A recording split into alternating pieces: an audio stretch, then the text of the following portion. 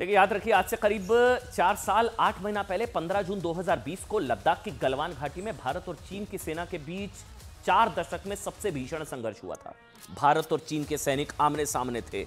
याद है आपको गलवान वाला संघर्ष?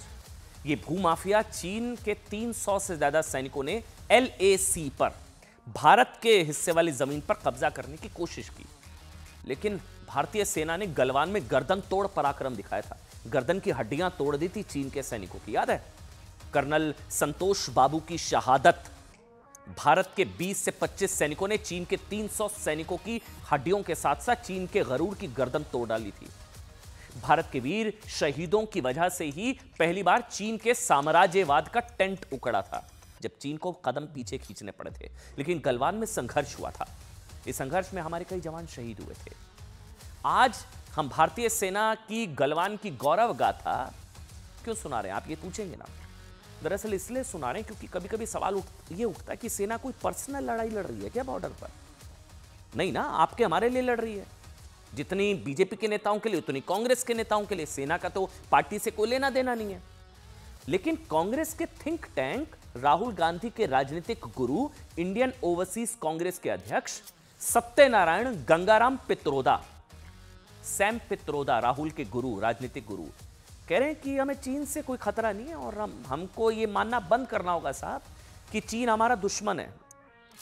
ये गलवान की शहादत का अपमान है। वो कह रहे हैं हमें मानना बंद करना पड़ेगा साहब, चीन हमारा दुश्मन है। अच्छा, उनके हिसाब से चीन के खतरे को ना बढ़ा चढ़ाकर पेश किया जाता है। कर्नल संतोष बाबू के परिवार की आंखों में आंखें डालकर क्या ये कह सकते हैं? क्या कांग्रेस का कोई नेता कह सकता है ये? आप जानते हैं उन्होंने तो बल्कि भारत को गलत ठहराते हुए कहा कि भारत का दृष्टिकोण टकराव का रहा है। दोष भारत के दृष्टिकोण में है, प्रॉब्लम इंडिया में है साहब। भारत का दृष्टिकोण ना टकराव वाला रहा है। भारत को चीन के प्रति अपने नजरिए को बदलने की जरूरत है। चीन में कोई खामी नहीं है। राहुल गांधी के गुरु सैम पित्रोदा, मतलब राहुल गांधी के मुताबिक गलती भारत की है। चीन भारत का दुश्मन नहीं है, उसको उस तरह से देखना नहीं चाहिए। उनके मुताबिक हमारा रवैया पहले दिन से टकराव का रहा है। भारत वो दुश्मनी पैदा करता है। भारत वो कह रहे हैं कि उन्हें लगता है कि हमें इस पैटर्न को बदलने की जरूरत है। ये किसी के लिए भी ठीक नहीं है।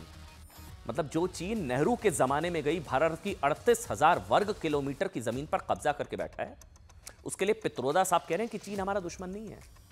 जो गलवान में पिटता है भारत के सैनिकों से, जिस पर राहुल गांधी कहते हैं कि हमारे सैनिकों को पीट दिया, उनके गुरु सैम पित्रोदा, जहां गलवान में हमारे सैनिक शहीद हुए, जिसकी वजह से सैम पित्रोदा कह रहे हैं चीन हमारा दुश्मन नहीं है। जो चीन अरुणाचल प्रदेश पर कब्जे की लगातार कोशिश कर रहा है, उसके लिए पित्रोदा साहब कह रहे हैं कि चीन हमारा दुश्मन नहीं है। जो चीन पाकिस्तान को आतंकवाद पर खुला समर्थन दे रहा है, उसके लिए पित्रोदा जी कह रहे हैं कि चीन हमारा दुश्मन नहीं है। जो चीन POK कब्जे पर पाकिस्तान का साथ दे रहा है, उसके लिए सैम पित्रोदा कह रहे हैं कि चीन हमारा दुश्मन नहीं है। तो राहुल गांधी जी के राजनीतिक गुरु से हमारा सवाल यह है, सेना बॉर्डर पर अपनी कोई पर्सनल लड़ाई लड़ रही है क्या? हालांकि कांग्रेस ने सैम पित्रोदा के बयान से किनारा कर लिया। यह कहकर पल्ला झाड़ लिया कि सैम पित्रोदा का बयान कांग्रेस के विचार नहीं है। हालांकि सवाल यहां फिर यह है कि सैम के कितने बयानों से कितनी बार कांग्रेस पार्टी दूरी बनाएगी? कितनी बार? इससे पहले याद होगा आपको, इनहेरिटेंस टैक्स का बात हो या नस्ल भेदी टिप्पणी भारत के लोगों पर की, तब भी कांग्रेस ने अपने आप को किनारा कर लिया था। जिस वक्त कांग्रेस सैम के चीन वाले बयान से किनारा कर रही थी, उसी वक्त हैरानगी सुनिए, राहुल गांधी पर प्रतिबंधित चीनी ड्रोन को प्रमोट करने के आरोप लग रहे थे। अब ये इतना बड़ा संयोग इत्तेफाक हो सकता है कि गुरु जो हैं राहुल गांधी के, वो चीन की वकालत कर रहे हैं कि भारत का नजरिया टकराव वाला है, और उनके जो मतलब राहुल गांधी स्वयं वो प्रतिबंधित चीनी ड्रोन को एक तरीके से प्रमोट करने के उन पर आरोप लगे। अब इससे किनारा करना कांग्रेस के लिए उतना आसान नहीं होगा, क्योंकि राहुल गांधी की बात तो कांग्रेस की बात है। हुआ क्या, सुनिए। दरअसल एक वीडियो में राहुल गांधी ने कहा था कि चीन ड्रोन क्रांति कर चुका है, लेकिन मोदी को इनोवेशन की समझ नहीं है। ध्यान देने वाली बात यह है कि ये जो चल रहा है, राहुल गांधी जो ड्रोन हाथ में लेकर चीन के लिए तालियां बजा रहे हैं ना, वो DJI ड्रोन यानी कि डांग जियांग इनोवेशंस ड्रोन भारत में बैंड है, भारत में प्रतिबंधित है ये तकनीक वाला ड्रोन, चीनी ड्रोन।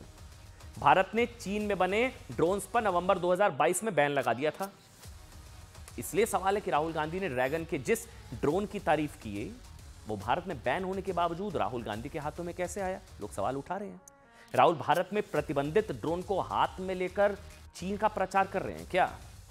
सबसे बड़ा सवाल यह कि राहुल के हाथ में जो प्रतिबंधित ड्रोन दिखा, क्या वो स्मगलिंग के जरिए भारत में लाया गया? ये सवाल सोशल मीडिया पर पूछे जा रहे हैं। और क्या मोदी विरोध में राहुल गैर कानूनी ढंग से भारत ले गए चीनी ड्रोन को उड़ा रहे थे? आपकी जानकारी के लिए ड्रोन फेडरेशन ऑफ इंडिया ने भी कहा है कि राहुल गांधी जिस प्रतिबंधित DJI ड्रोन को हाथ में लेकर गर्व से चीन की तारीफ कर रहे हैं, उस बयान को भारत की ड्रोन इंडस्ट्री खारिज करती है। यह प्रतिबंधित है। ड्रोन फेडरेशन ने कहा कि राहुल गांधी का यह बयान इंडस्ट्री का मनोबल तोड़ने वाला है।